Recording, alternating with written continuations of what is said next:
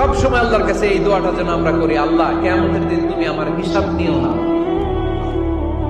আল্লাহ তুমি আমার বিচার বসিও না, আল্লাহ তুমি দয়া করে আমারে মাফ করে দিও। আল্লাহ যার বিচার করবেন ও জাহান্নামে যাবে, আর যার বিচার করবেন না সে জান্নাতে যাবে। আল্লাহ যদি বিচার করে আর পাই টু পাই হিসাব নেয়, নামাজ পড়লি না কেন, রোজা রাখলি না কেন, মিথ্যা বললি কেন, খাদ্যে ভেজাল দিলি কেন, মাছে ফরমালিন দিলি কেন, যৌতুক খাইলি কেন, ঘুষ খাইলি কেন, উল্টাপাল্টা করলি কেন, জিনা করলি কেন, একটার পর একটা প্রশ্ন বানে যদি সেই ভয়ঙ্কর দিনে আল্লাহ আমাদেরকে জর্জরিত করে, আমাদের কোন উত্তর আছে? সেদিন আমাদের বাঁচার কোন উপায় আছে? তাই আমরা সবাই আল্লাহর কাছে দোয়া করবো, আল্লাহ কোনো বিচার টিচার মানি না, কোনো বিচার করতে পারবো না, দয়া করবা। কথা কয় না?